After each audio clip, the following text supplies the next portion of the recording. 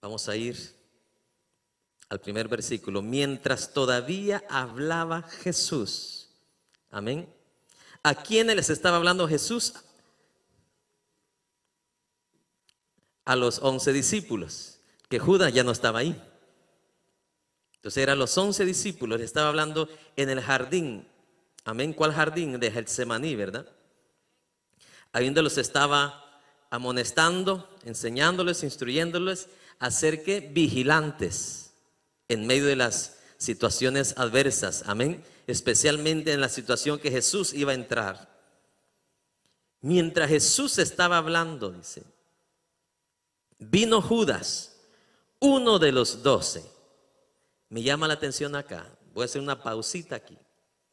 Uno de los 12. Curiosamente, leyendo todos los evangelios, amén, todos hablan de la misma manera de Judas, aún sabiendo quién era Judas. Porque cuando se escribió Mateo, Marcos, Lucas, ya lo de Judas ya había ocurrido. ¿Sí me explico?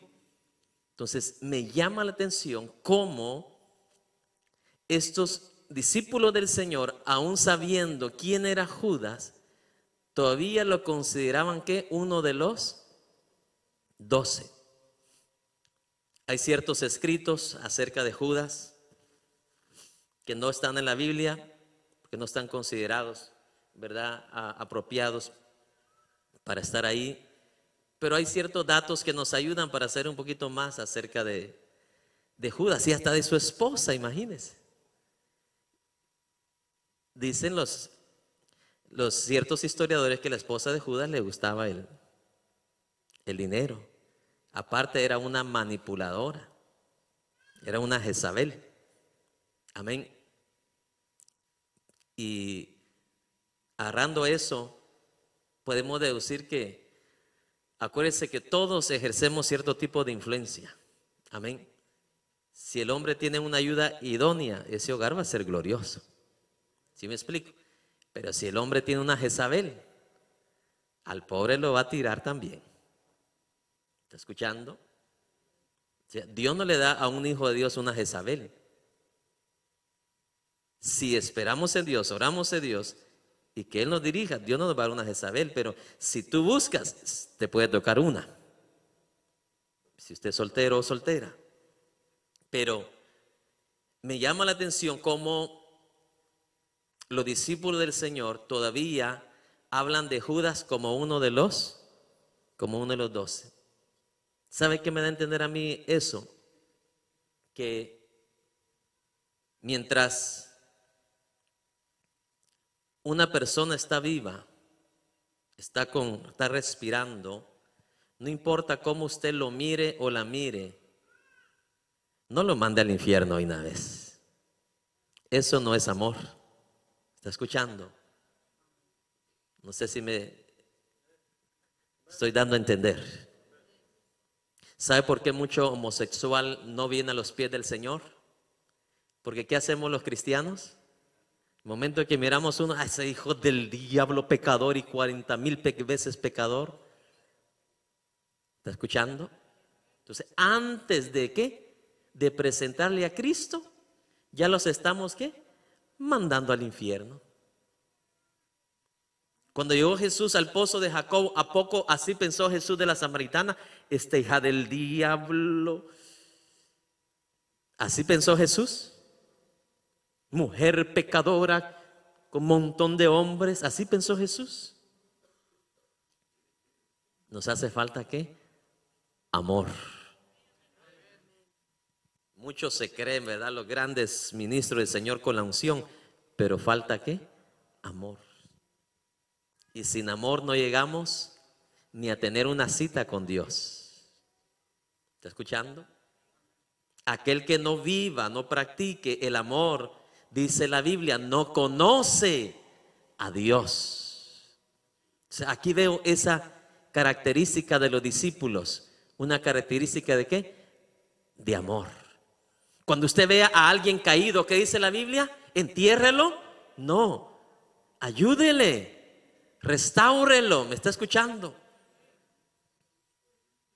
Como que veo a los discípulos con esa esperanza todavía adentro, ¿verdad? De que Judas ¿qué? podía ¿qué? Arrepentirse. Así debemos de ver nosotros al mundo, al pecador, con esperanza de que pueda ¿qué? Arrepentirse. ¿Por qué razón? Porque Dios no quiere que nadie ¿qué? Se pierda. Ah, pero nosotros sí, ¿verdad? Que se pierda. No. Estaríamos en contra de la voluntad de Dios y en contra ¿qué? Del amor. Esta semana me escribió un homosexual que estuvo viendo nuestros programas y me dice: necesito que me ayude. Yo sé que lo que estoy haciendo está mal y está mal delante de los ojos de Dios. ¿Sí me explico?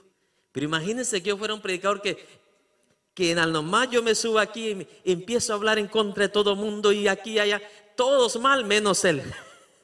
¿Sí me explico?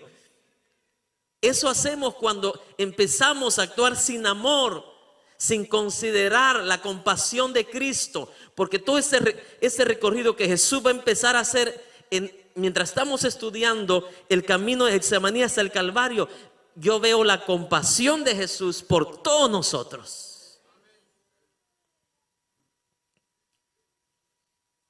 Me llamó la atención solo esa palabra. Uno de los 12. Había esperanza todavía adentro. ¿Sí me explico? Entonces esa es una gran enseñanza para nosotros. En vez de estar enviando a la gente al infierno, ¿por qué no mostrar el amor del Señor? Con eso no quiero decir que no vamos a hablar del pecado, no vamos a hablar de la vida eterna, no vamos a hablar del retorno de Cristo. ¿Sí me explico? Pero son cosas que tienen su lugar en el plan divino del Señor, no queriendo, dice, que nadie ¿qué? Se pierda. Muestre misericordia y amor, y ahí va a ver cómo esas personas se le van a acercar a usted para pedirle ayuda. ¿Está escuchando? Yo tuve un compañero de colegio aquí en Houston que, mi amado hermano, en la noche se vestía de mujer. Amén. Compañero que se sentó al lado mío. Pero imagínense, si hubiera sido un falso religioso, un falso cristiano, diría: ay, yo no me siento al lado de ese hijo del diablo, al lado de ese inmoral pecador. ¿Sí me entiende? Al contrario, algo por dentro ahí me decía: él tiene que ver en ti el amor de Dios. Él tiene que ver en ti misericordia. Él tiene que ver en ti que hay esperanza.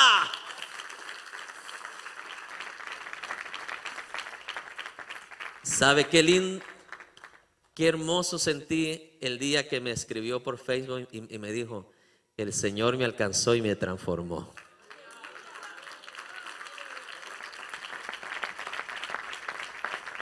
Y ahí no terminó todo. Me dice: estoy casado y tengo mis hijos.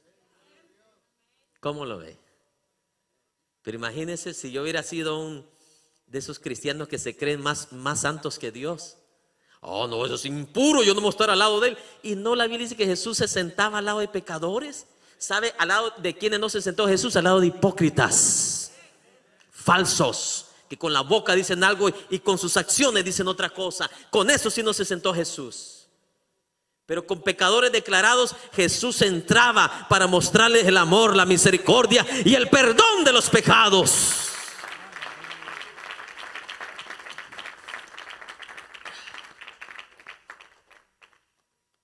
Los hipócritas son los tibios, esos que nunca se van a arrepentir. ¿Por qué nunca se van a arrepentir? Porque creen que están bien cuando están ¿qué? Mal. En cambio, estos fríos, que son los que saben que están mal, ¿sí me explico? A esos son los que la gracia de Dios los alcanza. Esos son los que son los postreros, pero llegarán a ser los primeros. No lo digo yo, Jesús lo dijo. Las prostitutas, dice, irán primero en el reino de los cielos.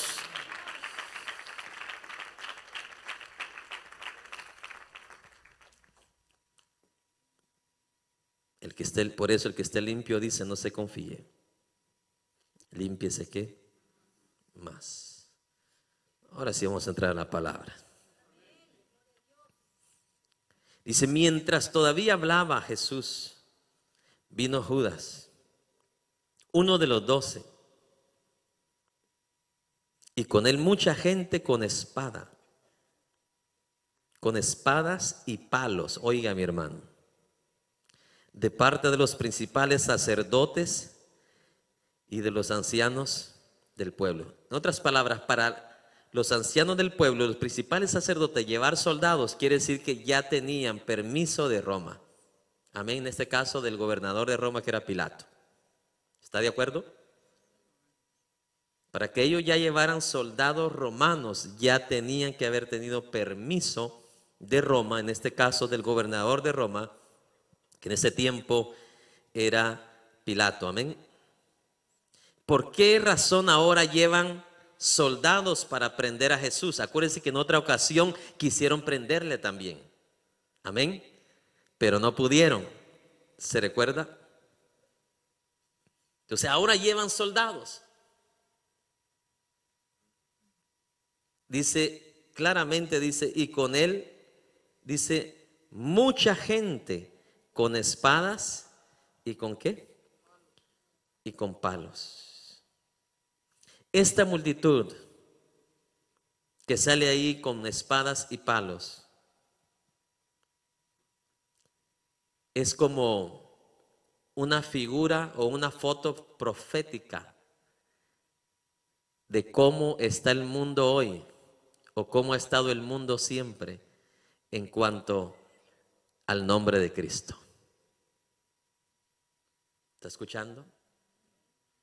Usted puede en el trabajo hablar de cualquier cosa, puede bromear y el mundo ¿qué? Se ríe con las bromas. Pero empiece a hablar de Cristo y agarran su palo y su espada para venir contra Cristo. Porque Jesús dice, no es por usted, es por Él que a usted le hacen eso. Es por mi cuenta, es por mí. Entonces, estas multitudes es lo que están reflejando. Es una foto de cómo es el mundo en cuanto, mi amado hermano, al recibimiento que le dan a Cristo. ¿Sabe? En unas casas, en unas puertas de las casas, no sé si usted ha visto, dice, aquí no queremos cristianos. ¿Sabe qué están diciendo? Aquí no queremos a nadie que represente a Cristo. Toda esta gente, sin darse cuenta, están con el palo y con la espada en contra de Cristo. Qué triste, ¿verdad? Porque Jesús le dijo al mismo Saulo, lo que tú estás haciendo es como darle un puño a una aguja. ¿Quién gana, la aguja o el puño? La aguja.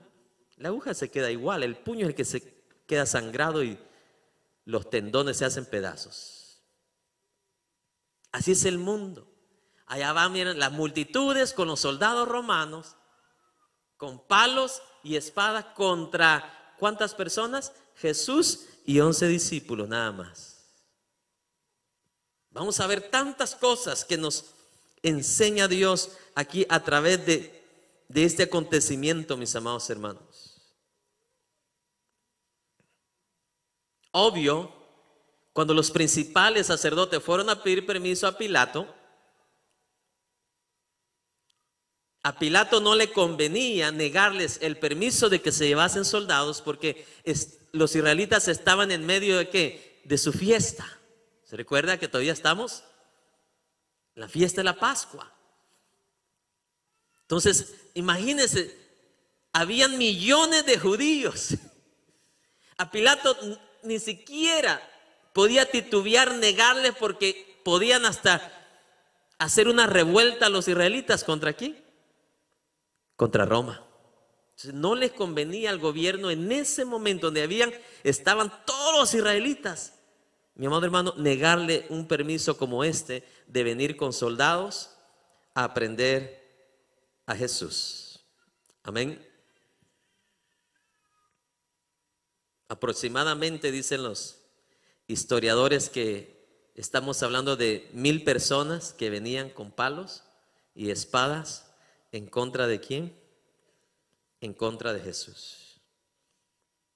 Otra reseña que me muestra a mí esta multitud que venía en contra de Jesús es que era una multitud injusta y sin sentido.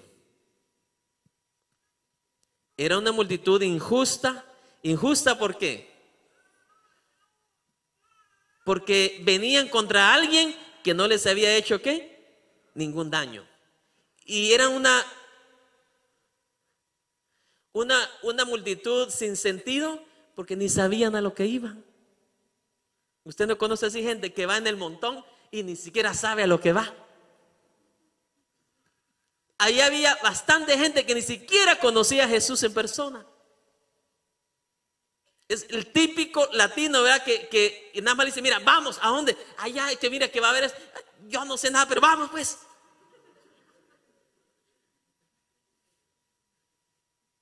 Allá había un montón de gente, mi amado hermano, no solo injusta, pero también sin cerebro. ¿Sí me explico? Iba ahí y no sabía qué iba. ¿Y vos por qué traes el palo? Yo no sé, pero ahí me dijeron que trajera un palo.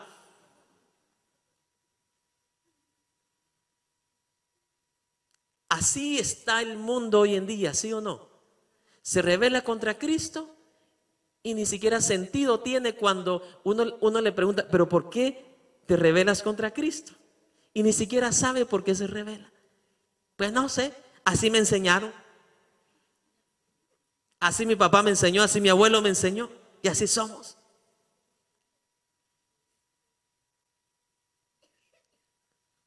¿Sabe?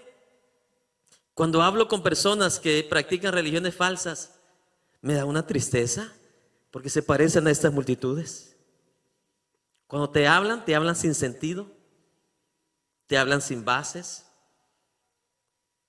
No pueden darte una teoría, no te pueden darte una doctrina, una enseñanza, ni siquiera lógica, mucho menos bíblica. ¿Me explico? ¿Cómo un palo puede ser más poderoso que un Dios que está sentado en un trono? No te lo pueden contestar.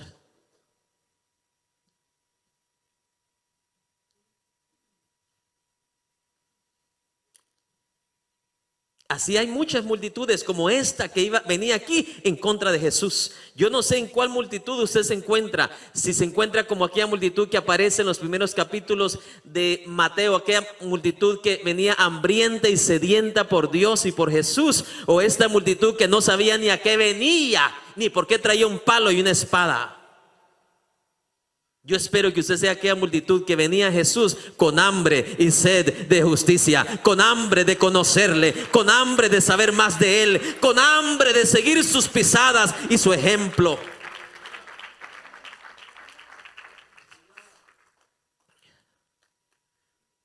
Mi abuelita era una de esas multitudes.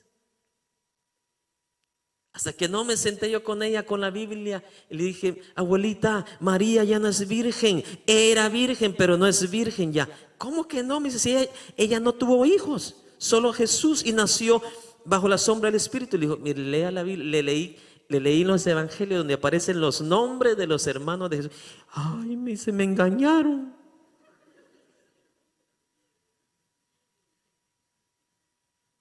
Así hay muchas multitudes hoy en día. Caminan por inercia nada más. Por donde el viento se lo lleva, o por donde el abuelito y la abuelita se lo lleva. Por eso Jesús nos recomendó: escudriñad no lo que dice el abuelito, escudriñad no lo que dice el pastor ni el sacerdote, escudriñad las escrituras, nos aconsejó Jesús, porque os parece que en ella encontraréis la vida eterna.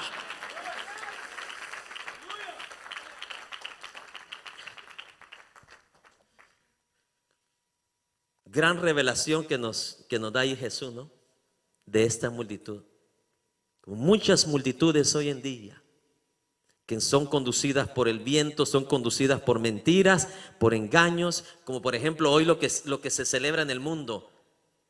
El gran descubrimiento de América, para mí es una de las grandes masacres, diría yo, de América. De millones de indígenas, de indios, los masacraron injustamente.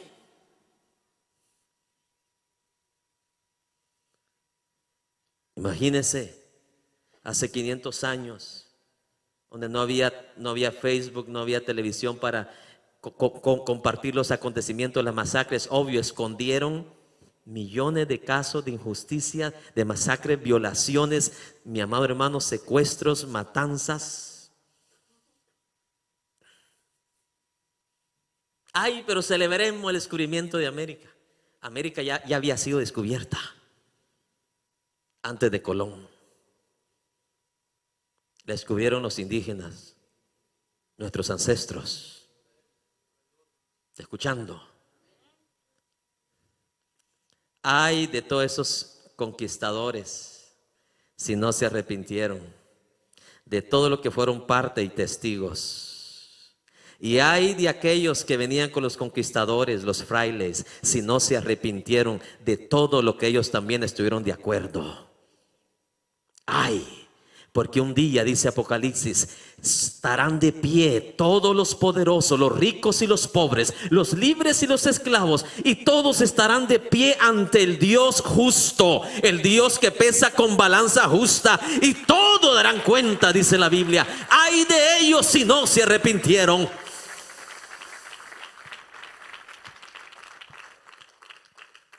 ¿En qué multitud usted va caminando? ¿En aquellos que van apasionados, hambrientos por conocer la justicia de Dios a través de la palabra? ¿O esta clase de multitudes que viene, mi amado hermano, a algo que ni sabe ni a qué? Así salieron contra mí allá en el estado de San Luis Potosí hace como 16 años. Salieron personas con palos, con machetes contra mí, impidiéndome que no predicara en la cancha de básquetbol donde íbamos a predicar. Y sabe, yo sé que ellos fueron dirigidos por una persona, y los demás nada más porque le dijeron vamos para allá, y allá van todos contra una persona que no llevaba arma. Yo no llevaba arma, ni un revólver, ni un machete. Lo único que llevaba era mi Biblia. Y toda esa gente venía contra mí, enfurecida contra mí, y ni sabían ni por qué estaban enfurecidos. Porque yo lo único que llevaba era la palabra del cielo, la palabra de Cristo. No iba a pelear, no iba a matar a nadie, no iba a asaltar a nadie. Llevaba el evangelio eterno del Señor Jesucristo. Pero así hay muchas multitudes hoy en día que se enojan contra todo aquello que representa a Cristo. Háblele cualquier chiste, háblele cualquier tontera y se ríen con usted y son amigos suyos. Pero empiece a hablar de la eternidad con Cristo, del evangelio de Cristo, de ese evangelio perfecto de Cristo, y sus corazones, mi amado hermano, rechazan todo eso.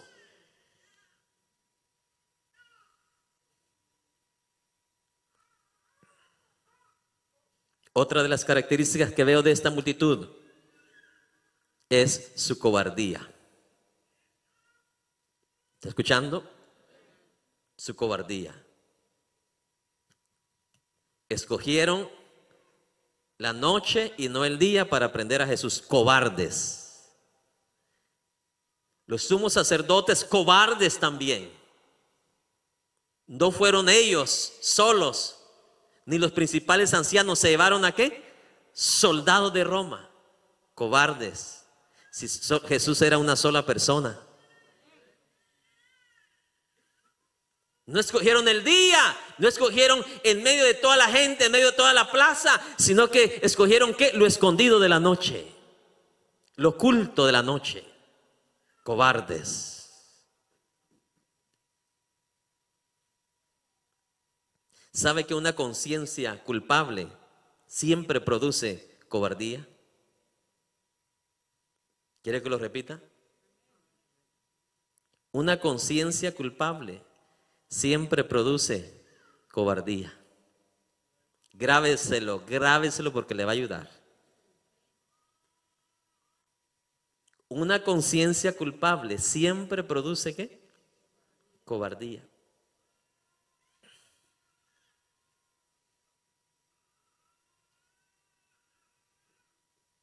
No fue culpable David cuando su conciencia estaba culpable. No fue cobarde. En vez de ir él matar a la persona, mandó a otros. Cobarde. Una conciencia culpable siempre producirá ¿qué? Cobardía. Esto eran los sumos sacerdotes, los líderes de Israel. unos cobardes, porque su conciencia ya estaba ¿qué? Culpable. Y ahora estaban actuando ¿en qué? En cobardía. Vamos al 48. Y el que le entregaba, en este caso Judas, les había dado señal diciendo: al que yo besare, ese es, dice, prenderle.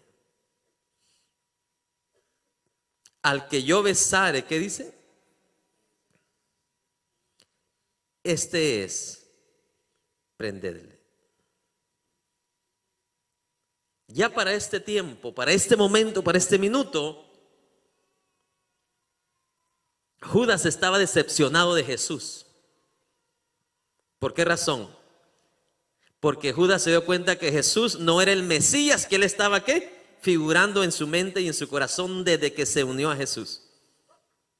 Amén. Ya de este momento que Judas empieza a saber y a escuchar ya por 3 veces, y esta es la 4ª vez que Jesús le dice: voy a ser entregado. Entonces Judas dice: ¿sabe qué? Estoy en el equipo incorrecto. Estoy con el rey incorrecto. En otras palabras, Judas no iba tras un Mesías. Judas iba tras un Mesías figurado en su mente y en su corazón. Amén. Había leído las profecías donde decía que Jesús iba a agarrar la vara de hierro y ¡fua! Iba a acabar con la iniquidad, pero era una profecía que todavía no se va a cumplir. ¿Hasta cuándo va a ser? Después de la gran tribulación. Pero Judas y muchos los discípulos, muchos judíos interpretaban que Jesús lo iba a hacer en ese tiempo. Y cuando Judas ve que todo eso no sucede, para Judas Jesús fue una ¿qué? Decepción, o lo dejó decepcionado a Jesús. Porque Jesús iba tras los intereses. Si Jesús va a ser el mero mero del mundo, y vamos a ser uno de los 12, yo quiero un tronito. Yo quiero una nación repartida entre los 12. ¿Me explico? Y cuando Judas vio que nada de eso, hermano, pura persecución. Que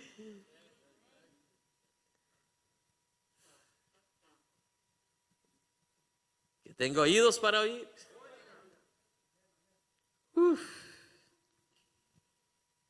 Viendo que no había alcanzado ninguna posición de prestigio, ninguna recompensa todavía, nada.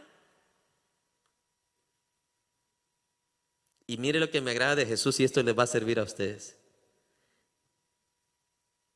En vez de Jesús enseñarles a ellos a conquistar y a controlar el mundo, Jesús les enseñó cómo someterse y cómo servir.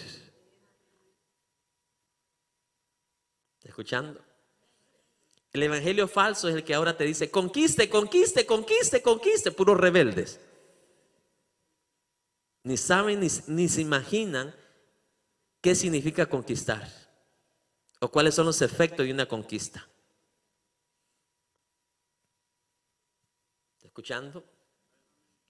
En el Antiguo Testamento era ojo por ojo y diente por diente. Quien la hacía la pagaba. Yo le decía a Josué: vaya, aquellos son enemigos míos, vaya y conquiste. Vaya y apodérese. Pero ya en la gracia cambia. Ahora en la gracia Jesús no anda botando puertas, conquistando ninguna nación. ¿Me está escuchando? Conquistando ni siquiera una persona. Viene y a la fuerza conquista su corazón. No. El evangelio dice: si alguno oyere su voz, si hoy oye su voz, dice, él toca la puerta, pero no dice que él conquista tu puerta. Que un conquistador ¿qué? Va a entrar sin pedirte ¿qué? Permiso. Pero ya la gracia no hace eso. La gracia toca la puerta y si tú la abres, él entra. Pero el conquistador no te pide permiso. ¿Le pidió permiso Cristóbal Colón a nuestras naciones? No. Pero muchas veces usamos frases que ni sabemos lo que significa cuando la gracia dice otra cosa. Amén. Entonces, pero en la mente de Judas pensaba que Jesús venía como un ¿qué? Conquistador. Agarrar la vara de hierro que dice Isaías o profetizó Isaías, ¿verdad? Su vara de hierro para limpiar la iniquidad y establecer su reino. Entonces ese era el anhelo de Judas, ¿verdad? Ya nos toca la repartición. Imagínate cuánto. Él estaba mirando todo que materialmente. Porque obvio, los reyes eran archimillonarios en ese tiempo, ¿me explico? No era como hoy que tienen un salario. Los reyes antes lo que querían era de ellos. Y nadie les decía nada. Entonces, en eso estaba pensando Judas. Y para Judas Jesús fue una decepción. Como para muchos cristianos, Cristo es una decepción. ¿Por qué? Porque viene a Cristo por intereses.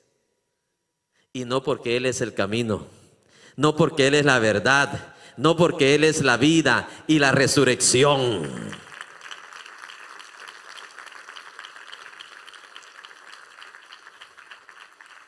Pregúntale al que está a tu lado, ¿cuál es tu interés por seguir a Jesús?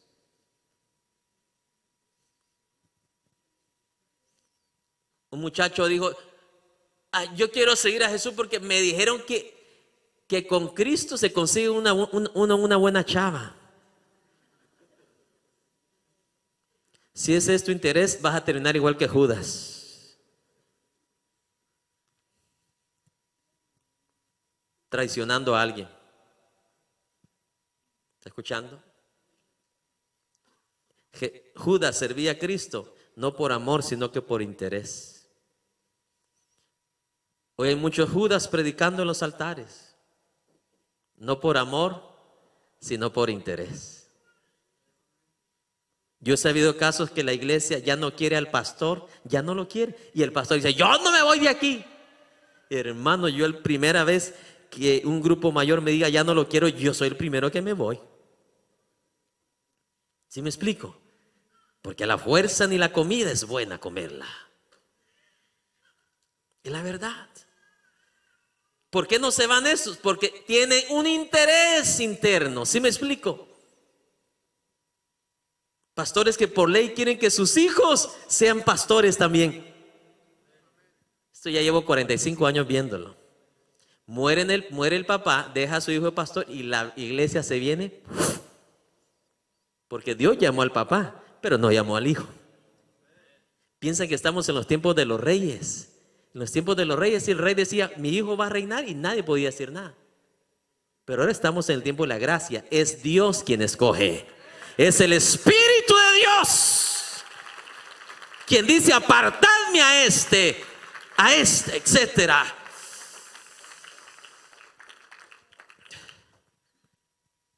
¿Sí me explico? La verdad, yo no puedo forzar a mi hijo y decirle, usted tiene que ser pastor porque yo soy pastor. ¿Qué tal si Dios lo quiere de misionero allá en el Amazonas? ¿Ah? Y yo pegando contra la pared como Absalón, ¿verdad? Y también el que se montó en el asna,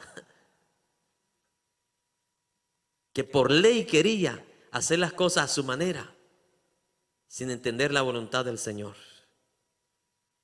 Amén. Uno puede detectar de lejos cuando alguien quiere por ley dejar a sus hijos en los ministerios, sin considerar la voluntad del Espíritu de Dios. Eso es triste, es caótico, eso está destruyendo muchas iglesias y muchos hogares. Una cosa es David, pero Absalón, a David Dios lo llamó y lo ungió. Absalón, él se puso. ¿Se da cuenta la diferencia? Aunque ante la gente Absalón se miraba más guapo que David. Más, dice que era hermoso. Pero David tenía más hermoso el corazón. Y es por eso que Dios lo estableció a él. Amén. Eso es lo que le agrada a mi Señor. Amén, hermanos. Entonces, para Judas, Jesús fue como esa decepción. Sabe que todo esto yo lo veo mientras estaba estudiando esto, me recordaba todo lo que he vivido en la iglesia en 45 años. ¿Cuánta gente cuando ya a los 2 años no ve lo que le habían prometido, se va del camino del Señor? Cuando viene Navidad, se van a la borrachera, se van a la cantina otra vez. Son un Judas que vinieron a Cristo por intereses personales. Oh, yo acepto a Cristo, pero si me sana. Yo acepto a Cristo, pero si me saca de la deuda. Y se les olvida que hubo un hombre que Jesús lo dejó morir bien pobre, sin nada, que tenía que mendigar, pero Jesús prefirió llevárselo mendigo al cielo que con dinero y falso y pecador. ¿Cuál es tu interés por Cristo? ¿Es personal, temporal o es eterno? ¿Estás escuchando? Si es eterno, te va a importar poco lo que tengas que sufrir aquí, con tal, como dice Pablo, de alcanzar la corona de vida.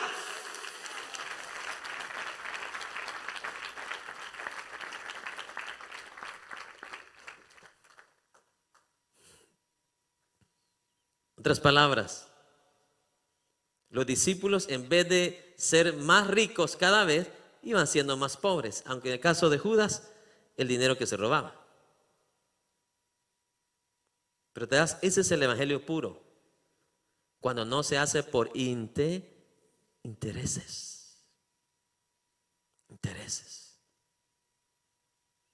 Es malo el interés, diabólico el interés. Hace tanto daño a la grey, a la obra del Señor. Una familia casi llorando en la oficina me dice: pastor, fui a este lugar y el pastor, en el momento que vio a mi esposa, le dijo: usted de la descendencia de Job, usted la necesito en el coro porque es muy hermosa.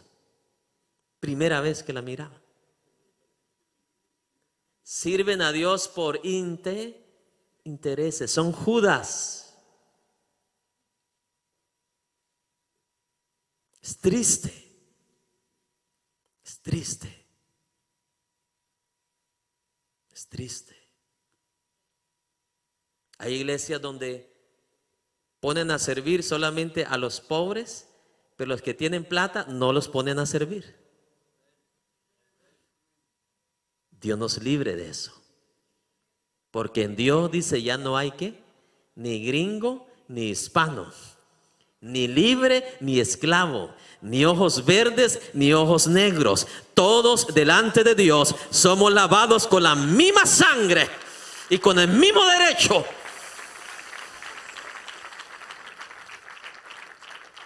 Aleluya. Gloria al Señor.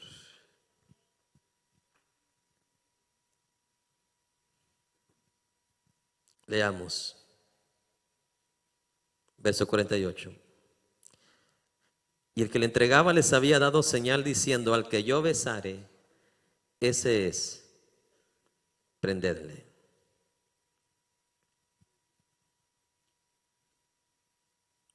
La palabra beso aquí viene de fileo,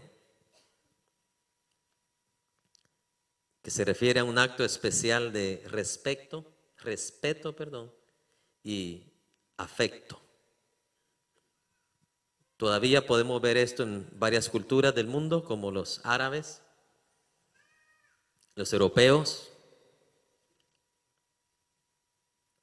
Un símbolo o un acto, una acción de respeto y afecto. En los tiempos de los esclavos, el esclavo no podía besar a su amo en la mejilla, sino le tenía que besar los pies. Amén. Los que trabajaban así como usted, los sirvientes ordinarios, a su amo le podía besar tampoco el cachete ni la mejilla, sino su mano. ¿Está escuchando? En otras palabras, para llegar a abrazar a alguien y darle un beso en la mejilla es porque esta persona verdaderamente era un amigo ¿qué? Cercano y de confianza, o un amigo íntimo, bien cercano, de confianza. En otras palabras, Judas hubiera podido escoger cualquier señal menos esta. Una de las señales más, no sé cómo decirla, qué palabra escoger para este acto tan vergonzoso o sinvergüenza. ¿Sí me explico? Pudiendo haber encontrado cualquier otra señal, viene a encontrar una señal que solamente corresponde para amigos ¿qué? Genuinos, amigos íntimos. Esa señal no correspondía a un traidor. ¿Me está escuchando? Si logra captar lo que quiero transmitir. Qué triste que pudiendo escoger otra señal, escoge una señal que verdaderamente ve o lo hace ver a Judas ahora un ser tan despreciable en su manera de ¿qué? De actuar.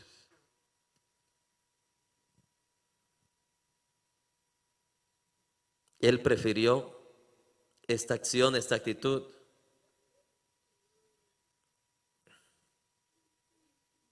Yo no sé si usted puede imaginar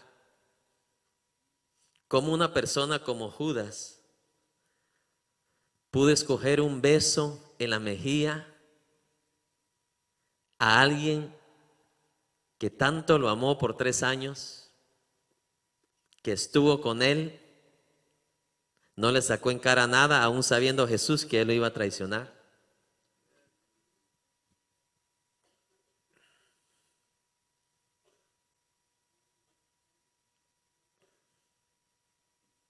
Así hay personas hoy en día que a veces a uno le da más pena que a ellos,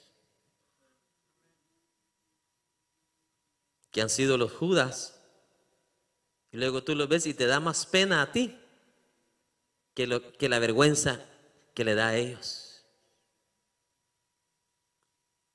¿Qué cara tuvo Judas para venir enfrente de Cristo?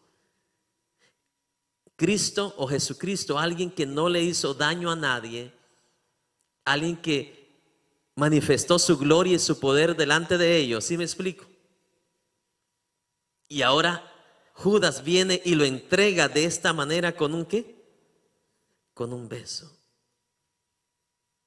Y para terminar, como dice el abuelito, y para terminar, le dice, ¿cómo le dice? Salve maestro. Y le besó. Salves es una salutación que alguien hacía para un rey. Una salutación de honra y de respeto. ¿Está escuchando? Le da el beso traicionero y ahora todavía se atreve a decirle que salve maestro. Maestro, pero el alumno no aprendió nada. No sé si me explico. O sea, tantas cosas que yo no comprendía. Por lo menos, mire, una persona cuando se siente mal porque le ha hecho mal a alguien, por lo menos actúa diferente, ¿sí o no? Se humilla, mejor trata de evitar a la persona, ¿sí me explico? Pero Judas sí no tenía vergüenza, como decía mi mamá, es un sinvergüenza. Amén. Es la verdad. ¿Cómo se atrevió a darle la cara, darle un beso y todavía decirle que salve maestro? Mire qué alumno le salió. Salve maestro. Es como aquel hijo, ¿verdad? Ingrato que le roba a la madre. Y la madre dice, pero mira, si siempre me robas. Pero como quiera, tú me vas a dar, dame más.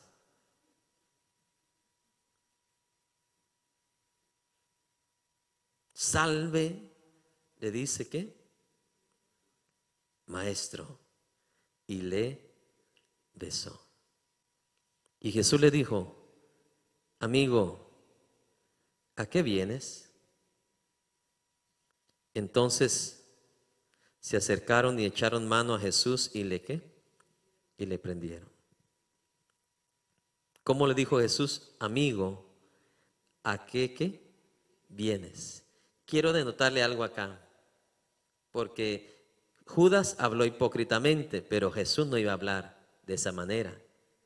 Entonces, por eso había una curiosidad de parte mía aquí, aquí hay algo que no tiene sentido. Jesús no va a decir una palabra hipócrita o algo sin sentido. Entonces, voy a ver qué es esa palabra amigo que aparece aquí en Reina Valera. Amén. Que hay dos palabras amigos en el original hebreo. Una que es filos, que es para un amigo personal, íntimo, de confianza. Y está la palabra también etairos, que se refiere como decir, oye compañero, no sé si usted la puede identificar la diferencia de las dos. Compañero, a llamar a alguien amigo mío. Amén. Entonces aquí Jesús no usó la palabra filos, que se refiere a amigo íntimo, amigo personal, sino la palabra etairos, que significa compañero, pero ya no es ¿qué? Un amigo. Esa es la palabra amigo que usó Jesús aquí, que significa no amigo íntimo, sino un compañero nada más. Ya como que Jesús lo había ¿qué? Desligado de su círculo ¿qué? Íntimo. Ya no le dice mi amigo, sino que le dice ¿qué? Compañero. ¿A qué vienes? Entonces se acercaron y echaron mano a Jesús y le prendieron. Pero uno de los que estaban con Jesús, extendiendo la mano, sacó su espada e hiriendo a un siervo del sumo sacerdote, ¿qué dice? Le quitó la oreja. Sabemos quién lo hizo, ¿verdad? Pedro. Entonces Jesús le dijo, vuelve tu espada a su lugar, porque todos los que toman espada, a espada morirán. Y aquí quiero terminar. ¿Acaso piensas que no puedo ahora orar a mi Padre y que Él no me daría más de 12, ¿qué dice? Legiones de ángeles. ¿Cuántas? 12 legiones de ángeles. Una legión completa romana en el tiempo de Jesús estaba compuesta de 6,000 soldados. Entonces Jesús usó un término obvio que se entendía entre los israelitas y entre los romanos. Amén. Cuando dijo, Dios me puede enviar una legión de ángeles, estaba hablando de ¿cuántos ángeles? De 6,000 soldados. Amén. Dios dice, me puede enviar no una legión, ¿cuántas? 12 legiones. Otras palabras, lo que le dice Pedro, lo que tú estás haciendo, lo estás haciendo en contra de la voluntad de ¿quién? De Dios. Porque si yo hubiera necesitado defensa, yo la hubiera tenido. Pero como en el plan de Dios está que yo debo ser entregado y muerto, no hay necesidad de espada. ¿Está escuchando? Si yo necesitara defensa, ahorita mismo orar a mi Padre y pudiera hacer venir 12 legiones de ángeles. Y quiero terminar con esto, hablando un poquito del poder que tienen los ángeles del Señor. Amén. Y vamos a ir rápidamente a 2 de Reyes 19:35.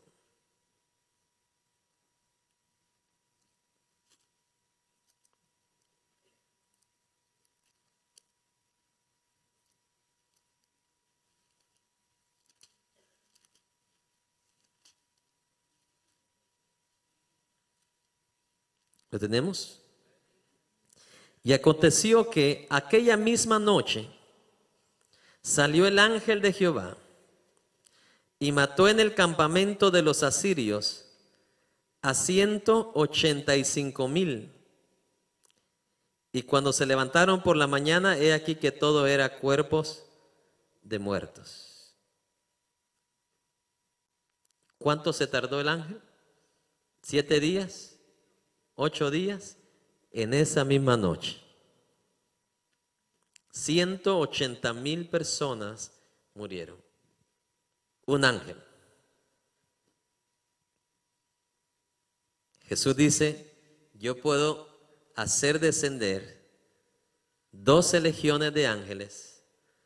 12 multiplicado por 6,000, ¿cuánto es?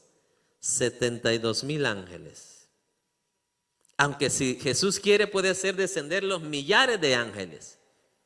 Entonces, Él usó una cantidad que mínima. Puedo hacer que vengan 72,000 ángeles en ese instante. Cada ángel que se encargue de ¿cuántos? De 185,000. No necesitaban ni siquiera un ángel ahí, porque eran menos de 2,000 personas que estaban ahí, con palos y espadas. Pero un ejemplo que le dio a Pedro, mira, si yo quisiera, oro a mi Padre, inmediatamente se despachan 72,000 ¿qué? Ángeles. Yo hice la cuenta aquí en matemática. Si un ángel despachó a 185,000 a la muerte en una sola noche, 1,000 ángeles aniquilarían 185 millones de personas. 10,000 ángeles aniquilarían 1,850 millones de personas. ¿Está escuchando? 70,000 ángeles del Señor aniquilarían 12 billones más 950 millones más. En otras palabras, con tan solamente, mis amados hermanos, 30,000, digamos con 40,000 ángeles del Señor, destruirían en un minuto a todo ser viviente y aniquilaría. Obvio, enemigo del Señor, no hijo de Dios. Los ángeles del Señor son poderosos. No digamos el poder de quién, de Dios. Y me encanta terminar de esta manera, lo que explica aquí Jesús de último.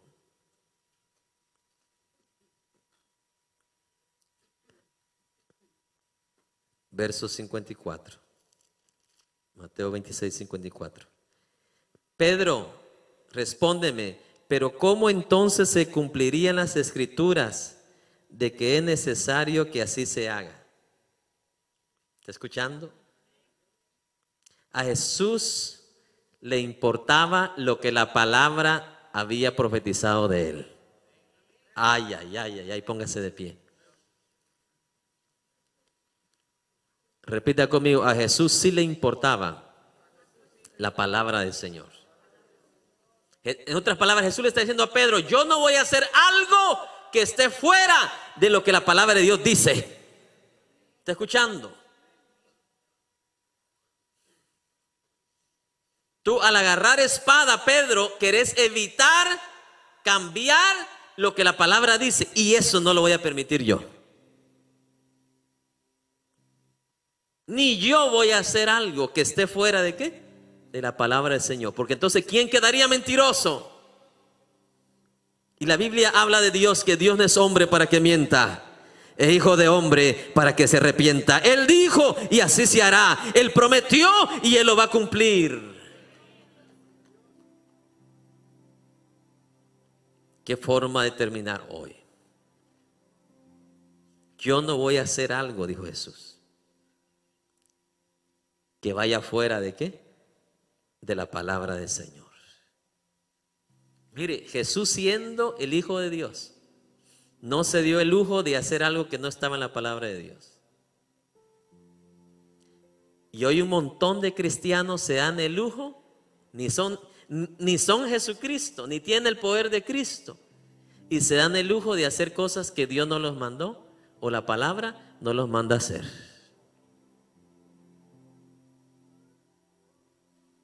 ¿Está escuchando? Son unos Pedros con espada, haciendo cosas que la palabra no les mandó a hacer o no les ordenó hacer. Si es algo que detenidamente yo me pongo a pensar en cada cosa que hacemos en la iglesia, tiene que ser conforme la palabra de Dios está escrita. Hay de mí si yo me pongo a hacer cosas que no están en la palabra del Señor. Vengan y traigan sus gallinas y sus perros, los vamos a ungir. Allá van los cristianos a que le unjan los perros. Vengan y le vamos a ungir los caballos y las vacas, que ahora son carros, ¿verdad? Y motos, que los vamos a ungir. Hoy hay muchos Pedros con espadas haciendo cosas que la palabra de Dios no les mandó a hacer.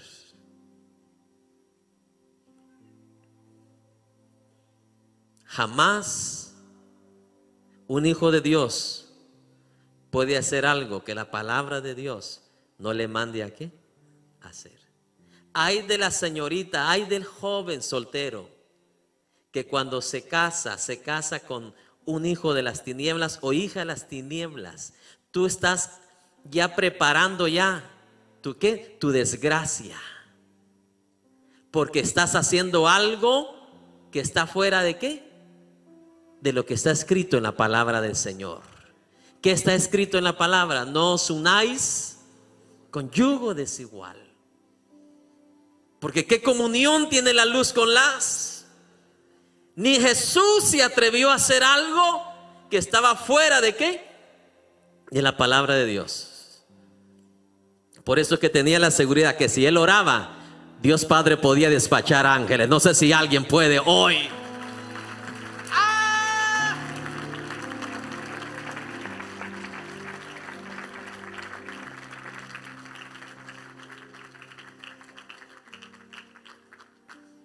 ¿A quiénes es que Dios le puede despachar ángeles?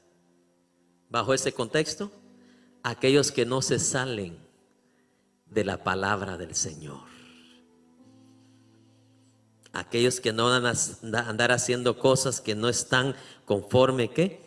La palabra del Señor.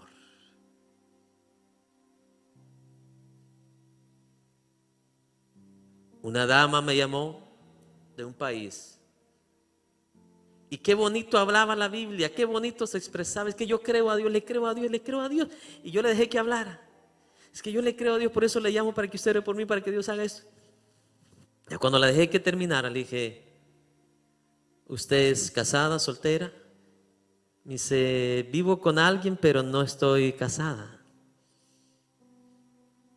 Y hablándome tan chulo de la palabra, tan hermoso, traducido a su idioma. ¿Cómo tú vas a soñar bendición de Dios cuando te estás saliendo ya de qué?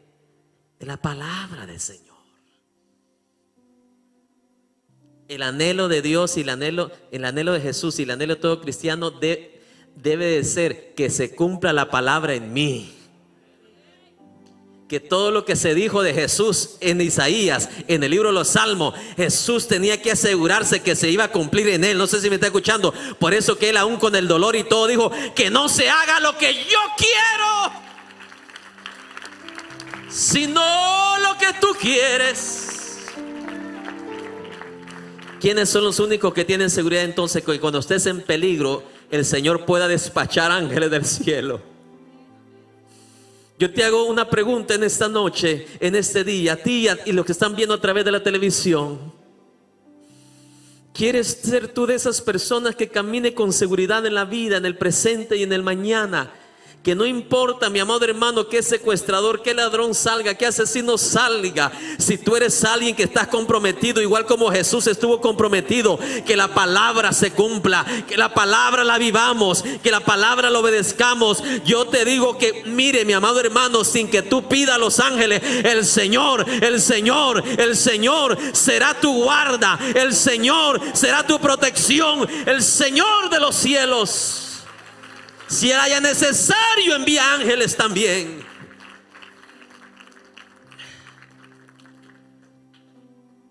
A Daniel Dios le envió ángeles.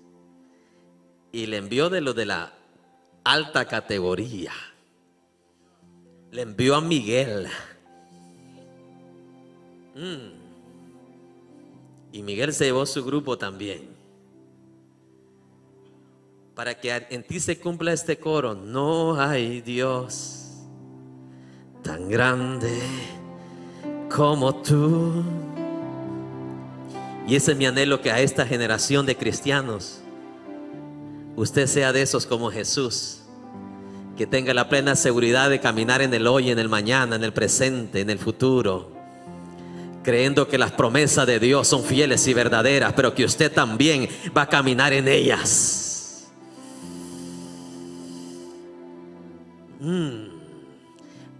Después de este mensaje usted va a entender hoy mejor por qué David no hubo guerra, que Dios no lo sostuvo y lo guardó. Después de hoy usted va a entender mejor por qué no importaba si David solamente tenía 100,000 soldados y venían 500,000 contra él. A David le daba lo mismo si venían 5 millones o 10 millones o 500,000. Los que sean, para David no era la cantidad, sino quién estaba con él, por lo que él había guardado su palabra. Lo que siempre estaba en el corazón, en el espíritu y en la boca de David era: tu palabra guardaré, tu palabra guardaré. Lámpara es a mis pies tu palabra. Oh.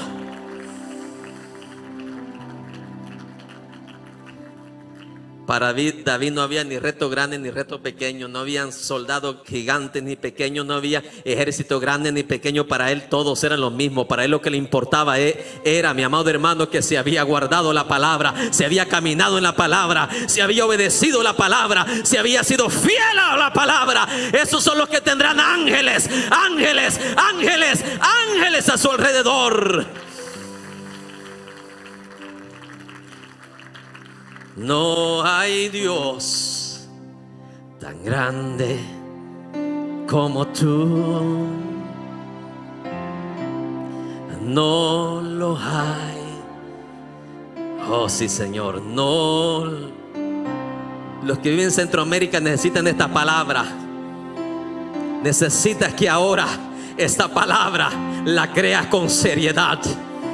Las abuelitas, las madres que están siendo amedrentadas por las pandillas, necesitan hoy levantarse ahora, no con un cuchillo, sino con la palabra de Dios, la espada de dos filos.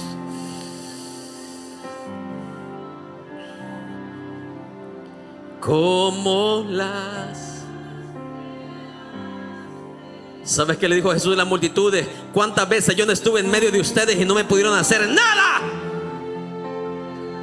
Hoy me van a hacer algo porque yo lo voy a dejar y lo voy a permitir, pero no porque ustedes tengan el poder sobre mí. Levanta las manos y alaba al Señor y reconócelo.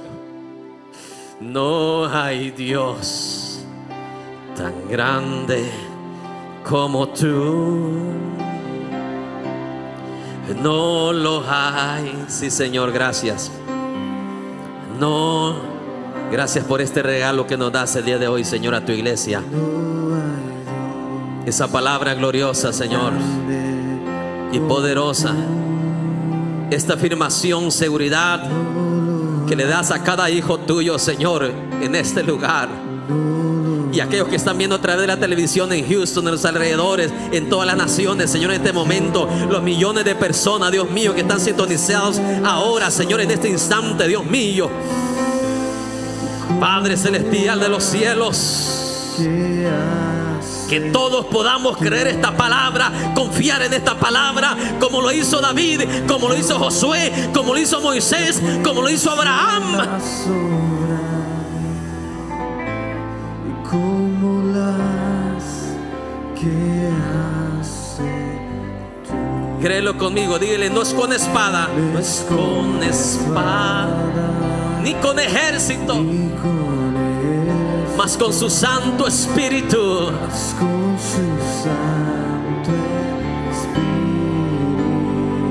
Una vez más, no es con espada. Gracias, Señor, por lo que estás haciendo ahora, afirmando a cada varón, a cada soldado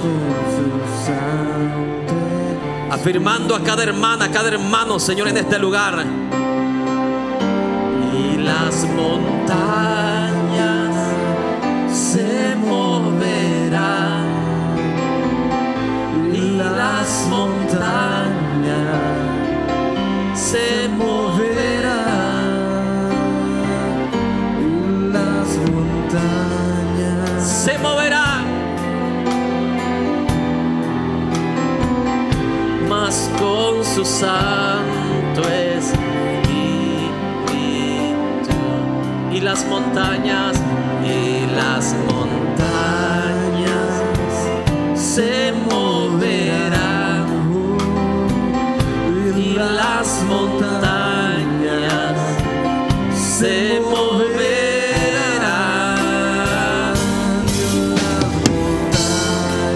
se moverán, mas con su santo espíritu.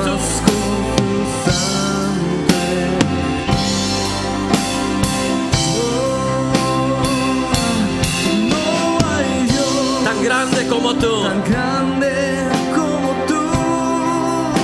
Hay alguien que necesita afianzar su vida en el Señor en este día. Hay alguien que necesita hoy afianzar su corazón, su mente en el Señor. Pasa rápidamente. Alguien que necesita hoy, como dice Efesios, fortaleceos en el Señor y en el poder de su fuerza. Que pueda hacer las obras como las que haces tú. Oh, no hay Dios que pueda hacer las obras como las que haces tú, Señor.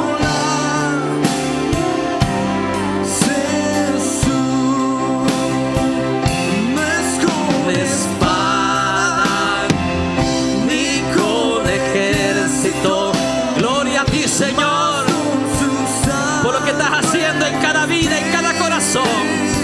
Oh, los que están ahí, Señor, a través de la televisión, a través de la pantalla, a través del celular, Dios mío, en cualquier parte del mundo. Glorifícate, oh Dios. Glorifícate, oh Dios. Glorifícate, Señor, ahora. Oh, bendito. Se moverá.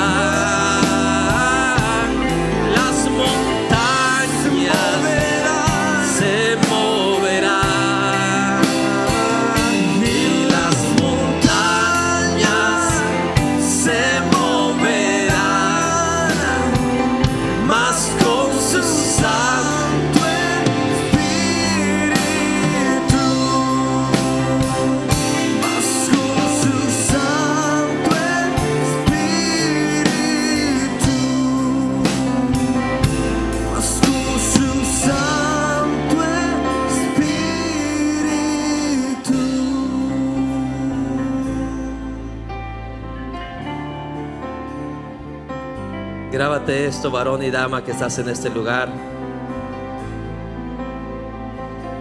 Ahí estuvo el secreto de Jesús, el secreto de David, el secreto de Josué.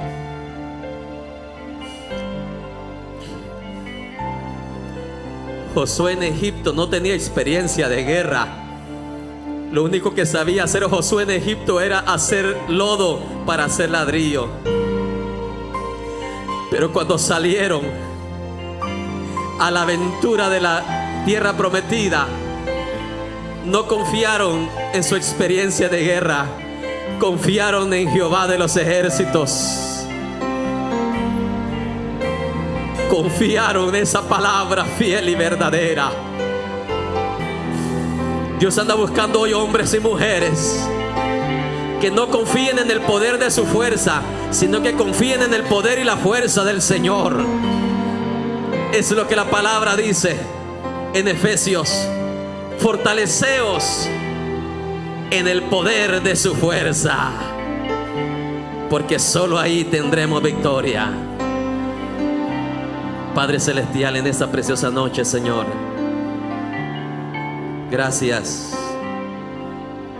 por este día que nos has amado tanto y le has dado a tu pueblo lo mejor en este día. Le has dado a tu pueblo el mejor maná, la mejor comida, la más segura, la más fiel y la más poderosa. Para David tu palabra era lámpara y luz que alumbra para no caminar perdidos. Solo el que lleva lámpara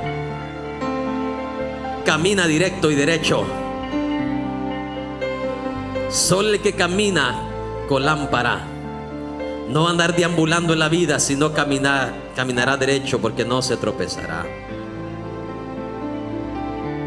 Y ese trabajo lo hace la palabra del Señor, que guiará tu vida, guiará tu corazón. Si vas a creer en Dios, créele. No solamente